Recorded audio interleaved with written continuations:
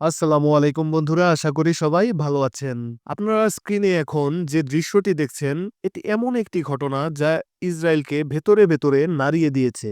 তারা বিশ্বাসই করতে পারছে না যে এটি বাস্তবে ঘটতে চলেছে।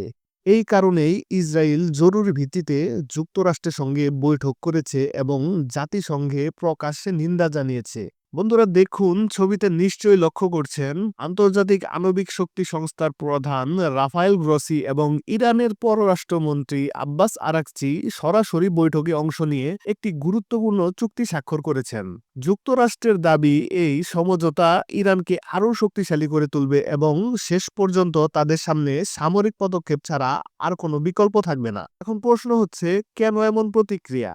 বন্ধুরা দেখুন, বিগত বেশ কিছু মাস ধরে আমরা দেখেছিলাম যুক্তরাজ্য, জার্মানি ও ফ্রান্সের সঙ্গে ইরানের বারবার বৈঠক হয়েছে।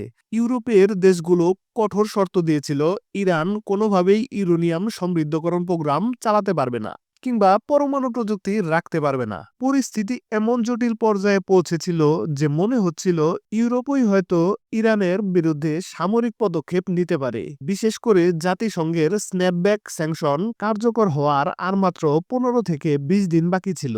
কিন্তু ইরান দৃঢ়ভাবে জানিয়ে দিয়েছিল, তাদের পরমাণু কর্মসূচি গৌরবের প্রতীক, বহু বছরের গবেষণার ফল, তাই এটি তারা ত্যাগ করবে না। শেষ পর্যন্ত আন্তর্জাতিক আণবিক শক্তি সংস্থা ইরানের শর্ত মেনে নিতে বাধ্য হয়েছে। গত দুদিন আগে হঠাৎ করেই মিশরের কায়রো শহরে গোপনে একটি চুক্তি হয়। এর অধীনে ইরানের পারমাণবিক কর্মসূচি চালু থাকবে, তবে সেটা নিয়ন্ত্রিত থাকবে আন্তর্জাতিক পর্যবেক্ষণ সংস্থার হাতে। যদিও এখানে বিতর্ক রয়ে গেছে। ইরান বলছে তারা সহযোগিতা করবে, কিন্তু ফর্দ এবং নাতানজের মতো মূল স্থাপনায় আন্তর্জাতিক পরিদর্শন অনুমতি পাবে না। অন্যদিকে সংস্থার পক্ষ থেকে দাবি করা হচ্ছে, যুক্তরাষ্ট্রের হামলায় ইরানের 22,000 সেন্ট্রিফিউজ এবং 409 কেজি ইউরেনিয়াম ধ্বংস হয়েছে, যা যাচাই করতে পরিদর্শন প্রয়োজন।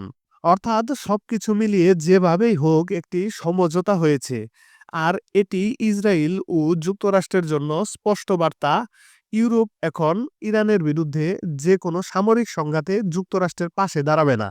তাহলে কি পরিস্থিতি শান্ত হবে? ইতিহাস বলছে না, বরং যুক্তরাষ্ট্রের কৌশলই হলো, যখনই কোনো দেশের সঙ্গে আলোচনা শুরু হয় তখনই তারা হামলা চালায়। এর আগেও ইরান যুক্তরাষ্ট্রের আলোচনার মাঝখানে ইসরায়েল আকস্মিক বোমা হামলা চালিয়েছিল। রাশিয়া ইউক্রেন যুদ্ধ কিংবা গাজায় হামাস ইসরায়েল সংঘাত, সর্বত্র একই ধারা দেখা গিয়েছে। সুতরাং এবারও ইরান আন্তর্জাতিক সংস্থার আলোচনার পটভূমিতে যুক্তরাষ্ট্রের নতুন হামলার সম্ভাবনা উড়িয়ে দেওয়া যায় না। সবচেয়ে বড় বিষয় হচ্ছে, এই সমঝোতার ফলে ইরান আইনি স্বীকৃতি পেয়েছে তাদের ইউরেনিয়াম এনরিচমেন্ট প্রোগ্রাম চালিয়ে যাওয়ার। হাতে রয়েছে 22,000 সেন্ট্রিফিউজ এবং 409 কেজি ইউরেনিয়াম, যা ইসরায়েল ও যুক্তরাষ্ট্রের জন্য এক দুঃস্বপ্ন। গত 21 জুলাই যুক্তরাষ্ট্র ইরানের 3টি পারমাণবিক স্থাপনা নাতানজ, ফোর্দো ও ইস্পাহানে হামলা চালিয়েছিল। এরপর দীর্ঘ সময়ে ইরান তাদের ক্ষতিগ্রস্ত স্থাপনাগুলো পুনর্গঠনের সুযোগ পেয়েছে। তারা মজুতকৃত ইউরেনিয়াম অনেক আগেই নিরাপদ স্থানে সরিয়ে নেয়।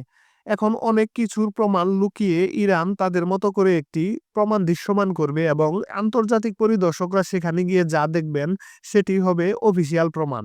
সবকিছু একদম ইরানের প্ল্যান মোতাবেক হতে যাচ্ছে। আর এই কারণেই যুক্তরাষ্ট্র মনে করছে চুক্তিটি আত্মঘাতী, যা ইরানকে আরও শক্তিশালী করে তুলবে।